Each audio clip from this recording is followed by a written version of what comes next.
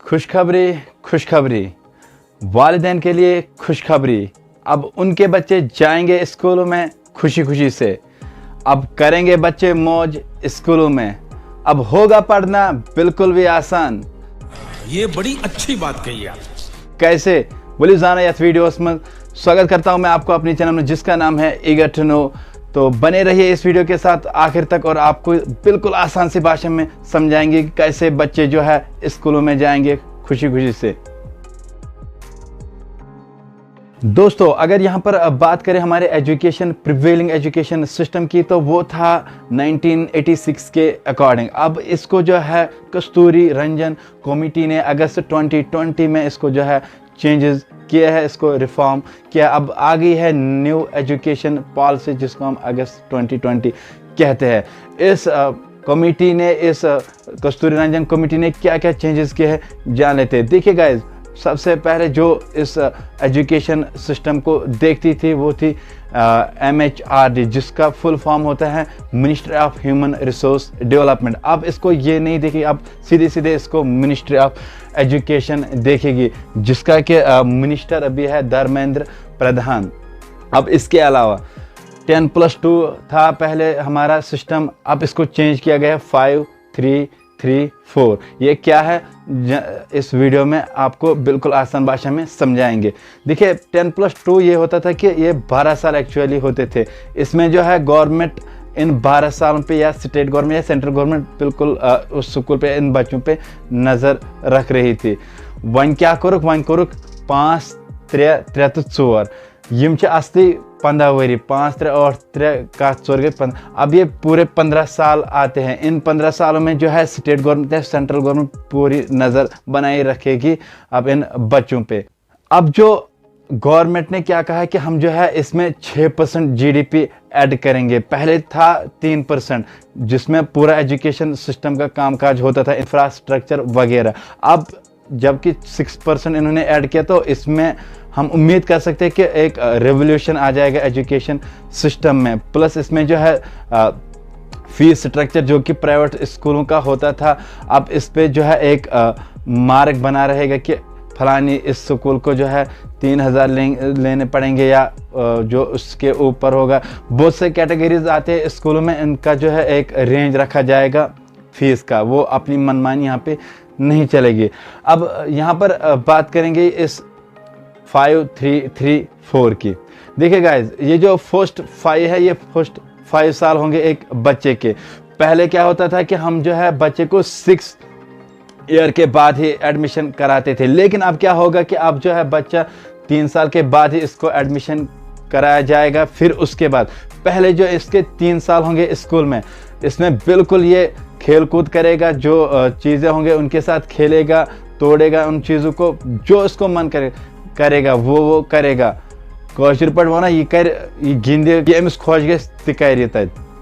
तो अब जो है उनके फादर यही कहेंगे अपने बेटों से कि बेटा मौज कर दी, मौज कर दी माँ।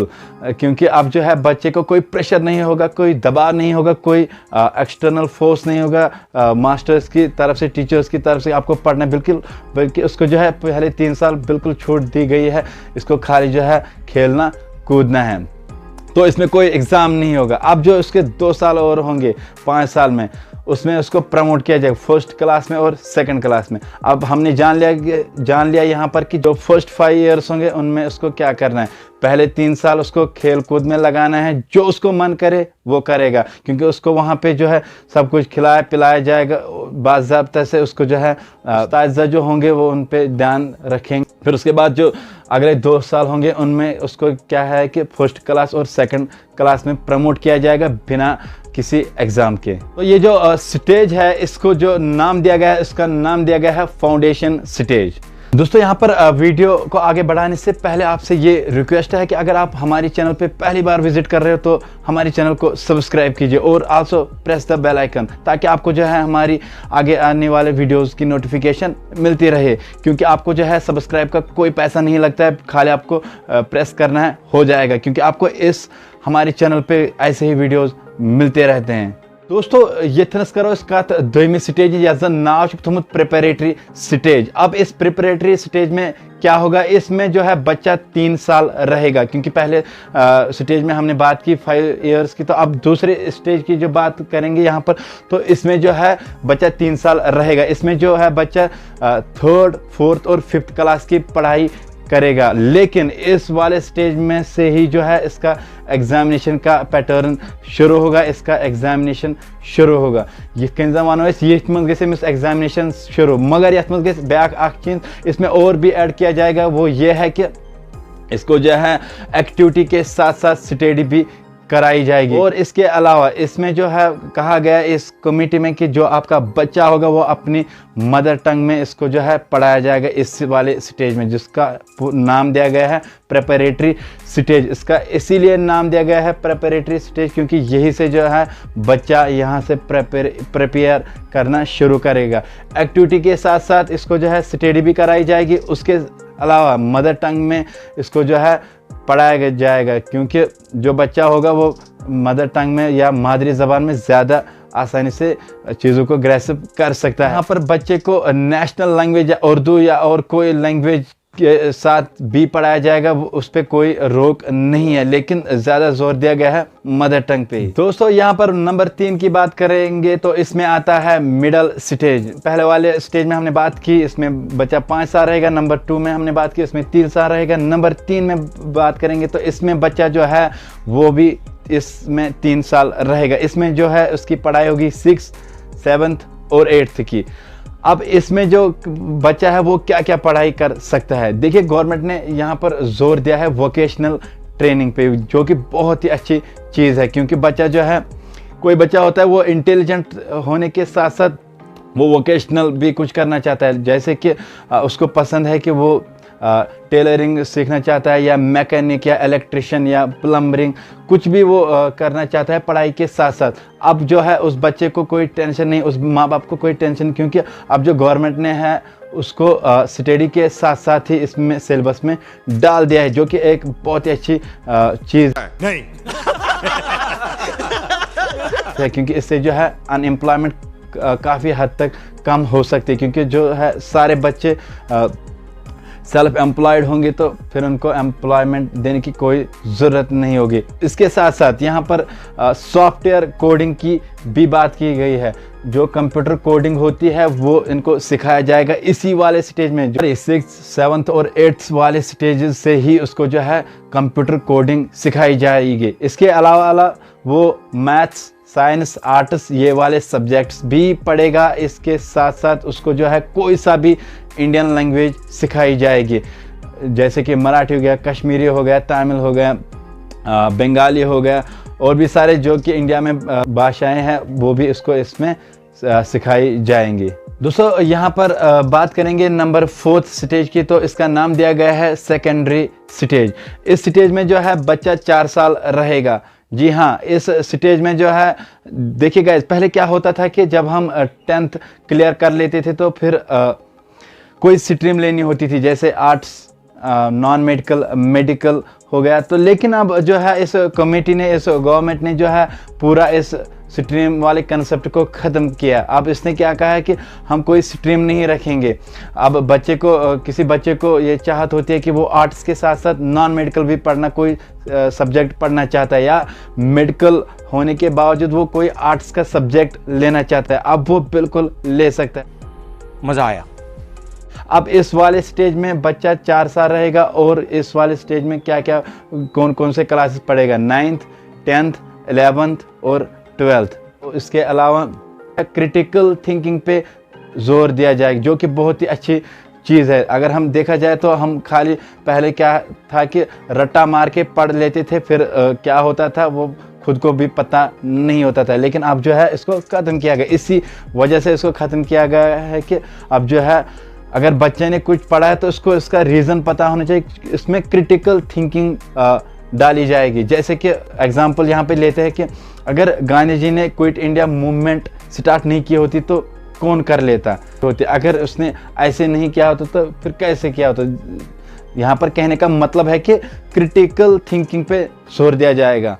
और इसके अलावा इस स्टेज में इसको जो है फॉरेन लैंग्वेजेस भी सिखाएंगे, जैसे कि स्पेनिश हो गया, चाइनीज़ हो गया, रशियन हो गया और फ्रेंच हो गया, जर्मन हो गया। ये सारी जो इन फॉरेन लैंग्वेज इस पे भी इसको जो है ज़ोर दिया जाएगा पढ़ाने में, जो कि एक बहुत ही अच्छी चीज़ है, क्योंकि जो बच्चा होता है इसके 12th के बाद ही वो कोई अब्रॉड जाना चाहता है पढ़ाई फर्दर स्टडीज़ के लिए, तो अगर उसको ये पहले से ही ये लैंग्वेजेस पता होंगी तो वो बिल्कुल वहाँ से ईज़िली अपनी बात दूसरों तक पहुँचा सकता है, कम्युनिकेट अच्छे से कर सकता है।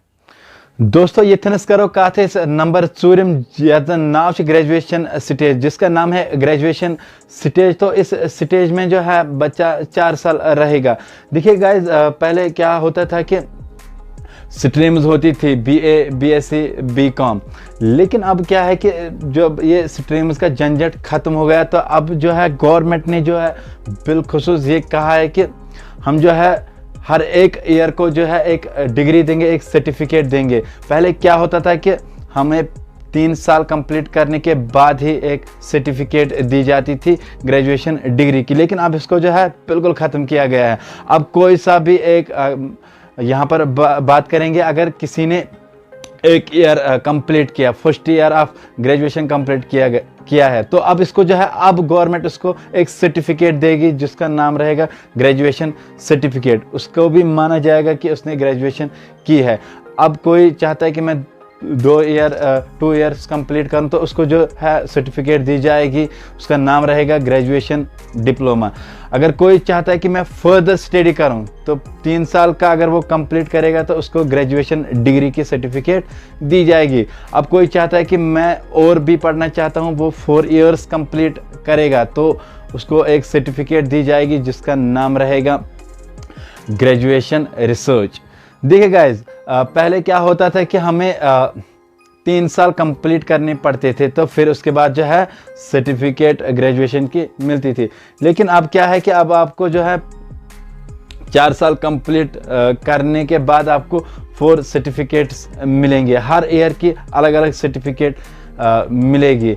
अब यहाँ पर क्या है कि अगर कोई चाहता है कि मैं जॉब के लिए अप्लाई करूँ, तो मुझे कौन सी सर्टिफिकेट दिखानी होगी, उसके लिए यहाँ पर बताना चाहूँगा मैं कि इसमें लिखा गया है कि जो 3 ईयर्स कंप्लीट करता है, जो जिसको ग्रेजुएशन डिग्री कहते हैं, वो वहाँ पे वो दिखाएगा एलिजिबिलिटी के लिए, तो वहाँ पे वो चल जाएगी। लेकिन अगर कोई ये चाहेगा कि मैं फर्स्ट ईयर की दिखा दूँ, लेकिन वो नहीं चलेगी।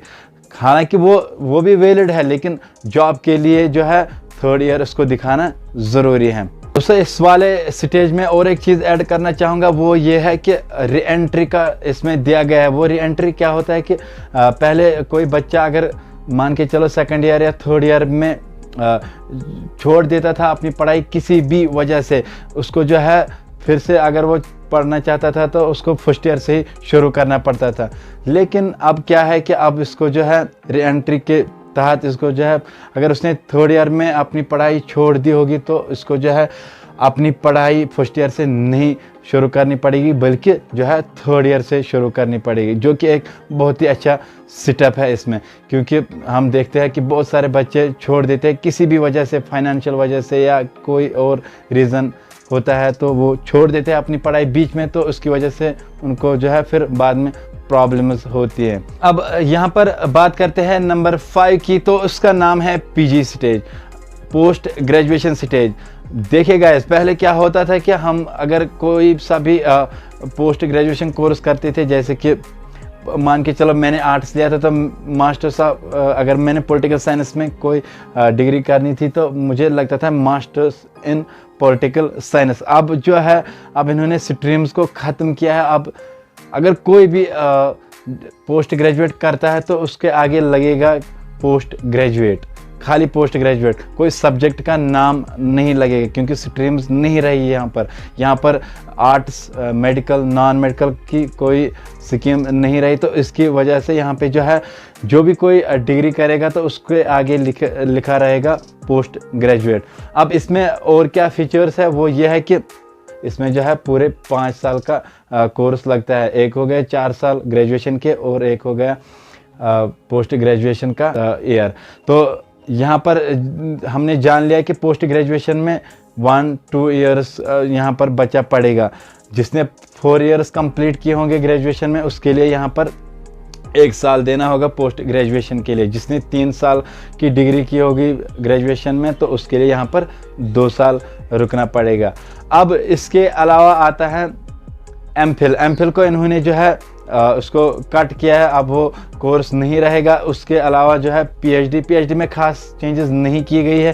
पीएचडी एज इट इज़ ही है, जैसे वो था 4 साल का कोर्स, तो इसमें भी जो है 4 साल का इसको रखा गया है।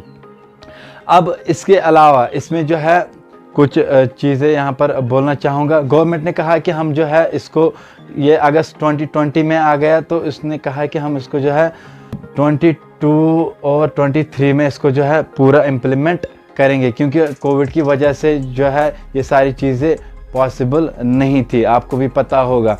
तो हम उम्मीद करते हैं कि ये जल्द अज जल्द आ जाए, क्योंकि इससे जो है बहुत ही सारे बेनिफिट्स हासिल हो सकते हैं हमारे एजुकेशन सिस्टम में। और कुछ स्टेट्स में ये ऑलरेडी जो है इम्प्लीमेंट हो चुका है, जैसे कि कर्नाटक। इसके अलावा मध्य प्रदेश और योगी आदित्यनाथ ने कहा है कि हम जो है इसको 2022 में इसको फेजेस में इम्प्लीमेंट करेंगे, और जम्मू एंड कश्मीर में भी इसको इम्प्लीमेंट किया गया है 1 अप्रैल से। तो ये था इसके रिलेटेड जो भी इंफॉर्मेशन थी, तो वो आपके सामने हमने शेयर कर दी। और इसमें जो और एक अच्छी चीज़ है, वो 6% ऑफ जीडीपी अब इसमें बजट का शेयर जाएगा, जो कि अच्छा है इसके इंफ्रास्ट्रक्चर के लिए, इसके और भी डेवलपमेंट इम्प्रूवमेंट एजुकेशन सिस्टम के लिए, जो कि आने वाले बच्चों के लिए, आने वाले जो भी तालिब इल्म होंगे उनके लिए बहुत ही अच्छी आइंद बात है। तो अगर आपको ये वीडियो अच्छा लगा होगा तो प्लीज़ सब्सक्राइब कीजिए, लाइक कीजिए, और आल्सो इसको जो है फॉलोज एंड शेयर कर तमाम दोस्तन सान यम जन तुम दोस्त अकारिब रिलेटिव तुमन सत कर शेयर। तो मिलो बेस अकिस नईस वीडियोस में, तब तक के लिए दीजिए इजाज़त। खुदा हाफिज।